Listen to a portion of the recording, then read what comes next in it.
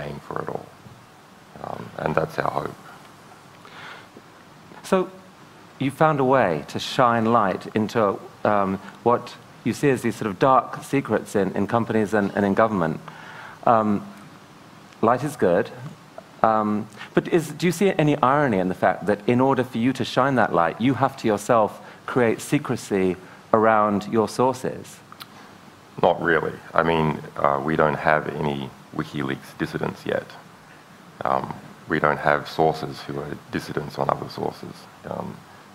Should they come forward, I mean, that will be a tricky situation for us, but we are presumably acting in such a way that people feel morally compelled to continue our mission, not to screw it up. I'd actually be interested, just based on what we've heard so far, just to get I'm curious as to the opinion in the TED audience, and you know, there might be a couple of views of WikiLeaks and of Julian.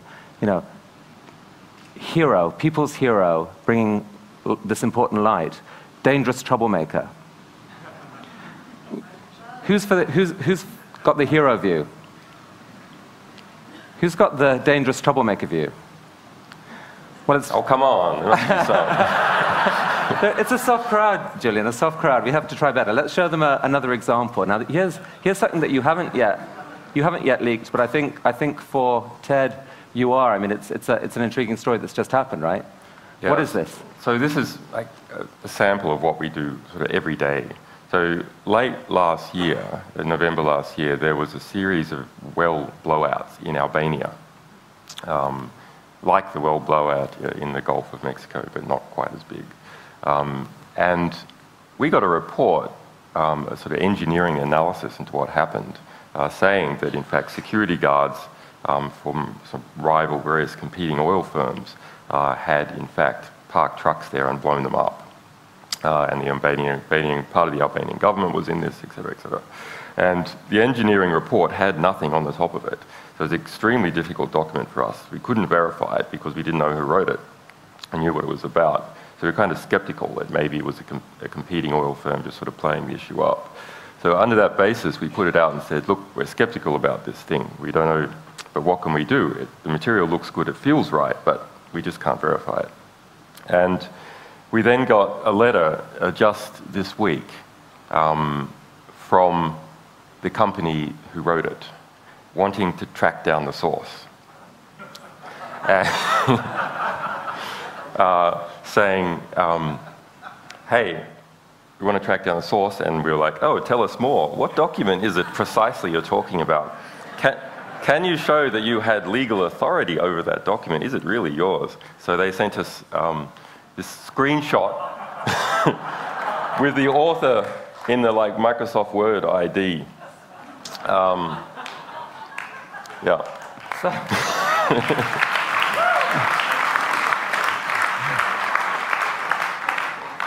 That's happened quite a lot, though. This is like one of our methods of identifying, verifying what material is to try and get these guys to write letters. Yeah. Have you had information from inside BP? Yeah, we have a lot, but I mean, at the moment, we are undergoing a sort of serious fundraising and engineering effort. So our publication rate is, over the past few months, has been sort of minimized while we're re-engineering our back systems for the phenomenal public interest that we have. That's a problem. I mean, like any sort of growing startup organization, we are sort of overwhelmed by our growth, and that means we're getting enormous quantity of whistleblower disclosures of a very high caliber, but don't have enough people to actually process and vet this information. So that's the key bottleneck, basically journalistic volunteers and or the funding of journalistic salaries. Yeah. Yeah, right. And trusted people. I mean, we're an organization that is hard to grow very quickly because of the sort of material we deal with. So we have to restructure in order to have people who would deal with the highest national security stuff and then lower security cases. So help us understand a bit more about you personally and how you came to do this. And I think I read that as a kid, you went to 37 different schools. Can that be right?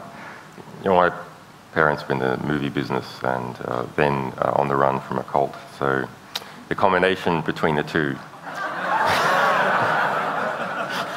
I mean, a psychologist might say that's a recipe for breeding paranoia. What, the movie business? Exactly.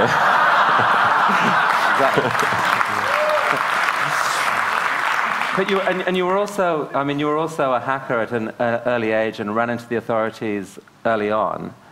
Well, I was a journalist. You know, I was a very young journalist activist at an early age. I wrote a magazine and was prosecuted for it when I was a teenager. So you have to be careful with hacker. I mean, there's a method that can be deployed for various things. Unfortunately, at the moment, it's mostly deployed by the Russian mafia in order to steal your grandmother's bank accounts. So this phrase is not as nice as it used to be. Yeah, well, I certainly don't think you're stealing anyone's grandmother's bank account.